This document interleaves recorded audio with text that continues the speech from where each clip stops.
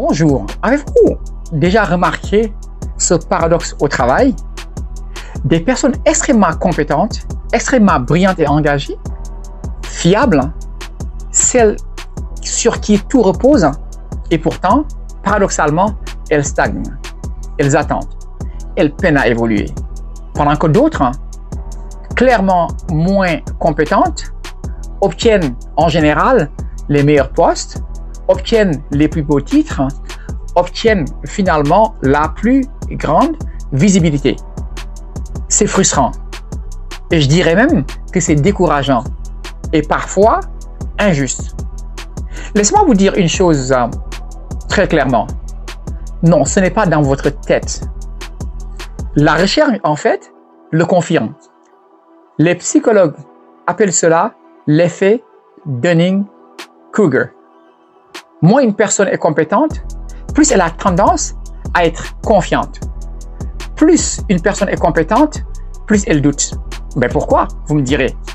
Mais parce que les personnes compétentes, qu'est-ce qu'elles voient? Elles voient la complexité. Elles savent ce qu'elles ne savent pas. Comme le disait Socrate, le philosophe grec, tout ce que je sais, c'est que je ne sais rien. Ça vous rappelle quelque chose au cours de philosophie? Les personnes compétentes réfléchissent, elles nuancent, elles questionnent, elles veulent faire les choses bien. Elles se disent, si je travaille dur et si je livre de la qualité, si je fais les choses correctement, je finirai par être reconnu. Et c'est là que le piège se referme. Voici une vérité inconfortable. Les organisations ne récompensent pas toujours la compétence. Elles récompensent souvent, alors là, accrochez-vous bien, la perception. Et les personnes les moins compétentes l'ont très bien compris, parfois instinctivement. Elles se préoccupent moins de faire un travail excellent que de montrer qu'elles travaillent.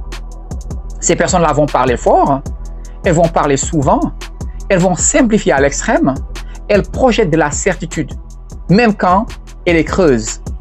Elles utilisent la visibilité comme stratégie, elles mettent en avant, récupèrent ou recyclent les idées des autres, évitent les tâches qui pourraient exposer leurs limites et leurs faiblesses, résolvent activement, se vendent et projettent de la confiance. Et voici la partie la plus difficile à accepter. Cette stratégie, elle fonctionne.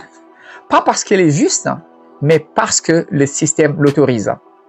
Beaucoup de systèmes, en fait, confondent la confiance avec la compétence, la visibilité avec la valeur, la communication avec la contribution. Pendant ce temps, les personnes compétentes restent coincées dans une croyance trompeuse. Si je fais plus, si je fais mieux, si je reste discrète ou discret, mon travail parlera pour moi. Mais la vérité, elle est brutale. Vos travail ne parle pas, il chuchote. Et dans un monde bruyant, les chuchotements sont complètement ignorés. Je l'ai vécu, je l'ai observé et je suis sûr que vous aussi. Alors, quelle est la leçon à tirer? Ce n'est pas de devenir moins compétent, ce n'est pas de jouer un rôle qui ne vous ressemble pas, c'est d'arrêter d'être invisible.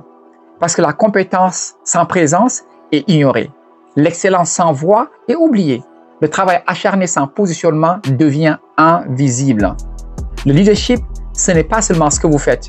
C'est ce que les autres perçoivent, comprennent et retiennent de vous.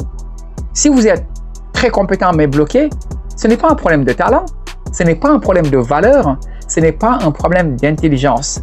C'est un problème de présence et d'influence. Voici la bonne nouvelle. La présence, elle s'apprend, incluant avec le coaching. L'assertivité, elle se développe. L'influence est une compétence, pas un trait de personnalité. Vous n'avez pas besoin de devenir quelqu'un d'autre. Vous avez juste besoin de devenir visible, clair et intentionnel. Parce qu'au final, plaire, c'est facile. Être clair, c'est du leadership. C'était Coach Danfa, Samedi Executive Coaching and Leadership. À la prochaine.